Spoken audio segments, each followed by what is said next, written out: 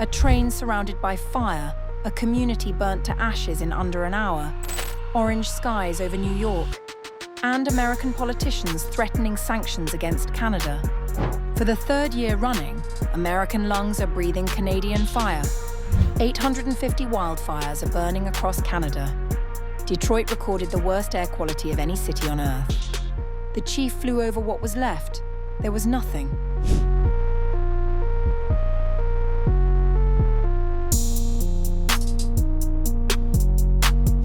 The sky over New York turned orange. Detroit recorded the worst air quality of any city on Earth. Canada is expanding its response to one of its most severe wildfire seasons in recent years, with the province of Ontario formally requesting federal assistance to help evacuate remote northern communities threatened by rapidly spreading fires. The request comes as hundreds of active wildfires continue to burn across the country, while thick smoke has spread across central Canada and much of the northeastern United States, triggering hazardous air quality alerts from Toronto to New York City. According to Canadian officials, more than 850 active wildfires are currently burning nationwide, with well over 100 classified as out of control.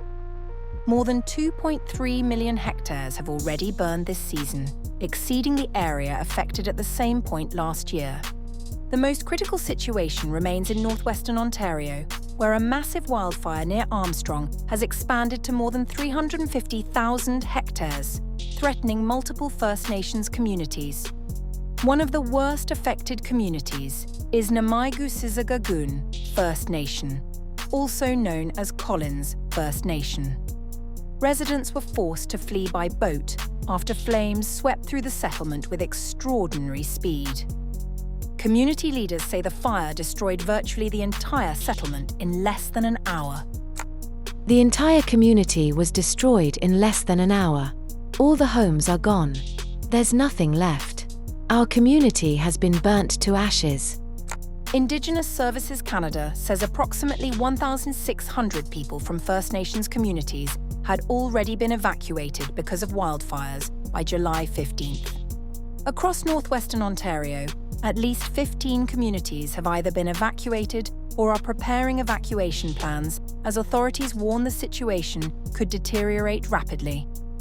Ontario's Minister of Emergency Preparedness, Jill Dunlop, confirmed that the province has asked Ottawa to prepare federal resources, including possible Canadian Armed Forces deployments, to support large-scale evacuations if conditions continue to deteriorate. In response to the significant threat of wildland fire activity in northern Ontario, the province has issued a formal request for assistance to the Government of Canada to be prepared to expedite the deployment of federal resources to support evacuations. This includes possible Canadian Armed Forces deployments. The wildfire emergency is also disrupting transportation and economic activity across Canada. Canadian National Railway suspended rail operations near Armstrong after dramatic footage showed one of its freight trains travelling through walls of fire. Mining companies operating in northern Canada have also begun evacuating workers. Toronto spent much of the week under hazardous air quality conditions as dense smoke combined with an ongoing heat wave. Across the United States, air quality alerts were issued for major cities including Chicago, Detroit, Pittsburgh, Cleveland, Toledo, and New York. New York Governor Kathy Hochul warned residents to minimize outdoor activity as smoke blanketed much of the state. We're in a very serious health situation right now. Thick smoke is blanketing much of the state, making it very unhealthy to be outdoors in many areas. This is bad news for every New Yorker. There will be great impacts. Meteorologists say northwesterly winds are expected to continue carrying smoke across parts of the northeastern United States through the weekend before shifting eastward early next week. Experts say while wildfires remain a natural part of Canada's forest ecosystems, the combination of hotter temperatures and drier landscapes is allowing many fires to grow larger, burn longer, and produce smoke capable of affecting air quality thousands of kilometers away. As emergency crews continue battling hundreds of active blazes, officials warn that protecting lives and preventing fires from reaching additional communities remains the country's immediate priority, even as millions across North America continue to experience the consequences of one of Canada's most extensive wildfire emergencies in recent years.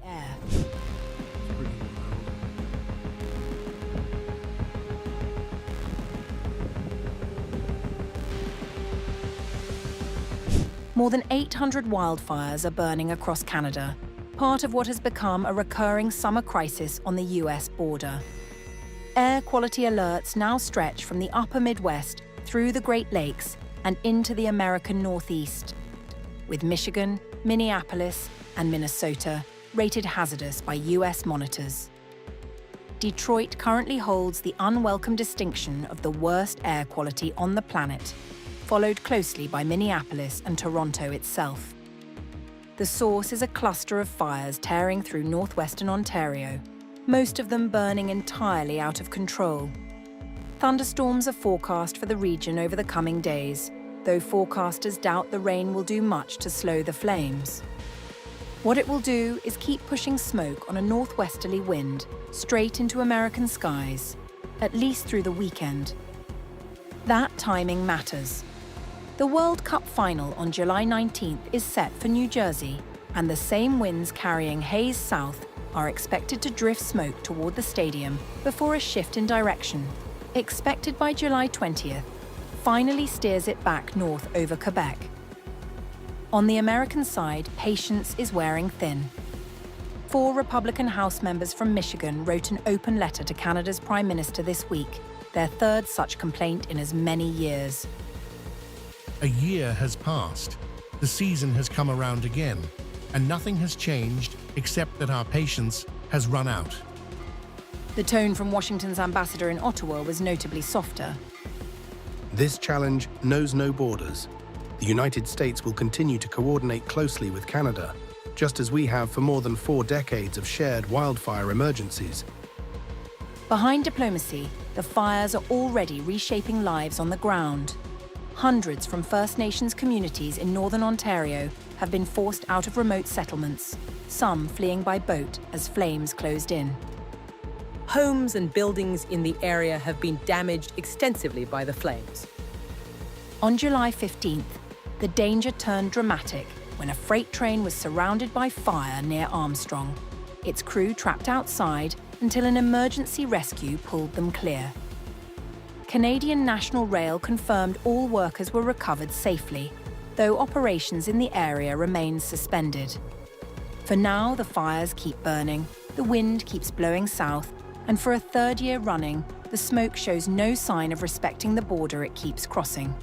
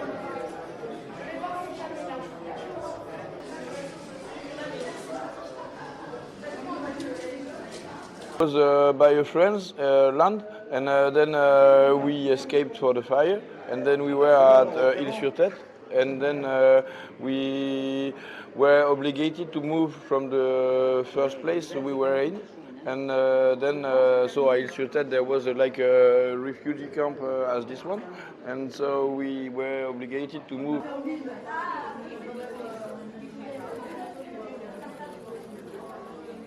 It was orange everywhere. It was very impressive, and so only like so it was a bit shocking at first.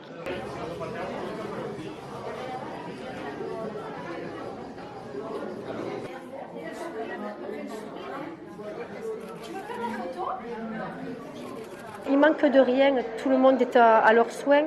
On s'occupe d'eux, du petit déjeuner, à midi, le soir. Et ils sont plutôt calmes et contents. Ils parlent entre eux parce qu'ils ont la même situation en fait. Et du coup leur situation est bien. Ils sont pas inquiets. On essaie de tout faire pour pas qu'ils s'inquiètent trop. Et il y en a qui sont partis au cinéma aujourd'hui. On leur a fait une activité cinéma. Ensuite, tout à l'heure, on a fait le goûter à l'extérieur pour les faire un peu sortir, parce qu'autrement, ils restent à l'intérieur. Et donc, on les fait un peu aussi se mettre en extérieur pour pouvoir voir le jour, tout simplement. Et on s'occupe de leurs animaux aussi. Beaucoup sont arrivés avec leurs animaux et ça les rassure aussi d'être avec eux. Voilà, on fait tout ce qu'on peut pour qu'ils soient bien.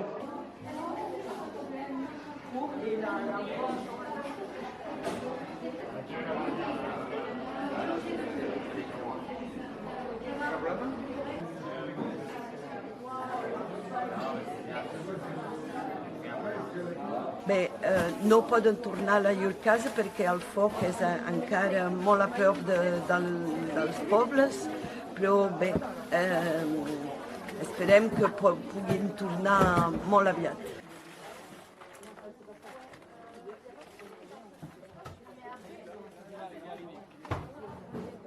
Essayer de mettre les vêtements quand même.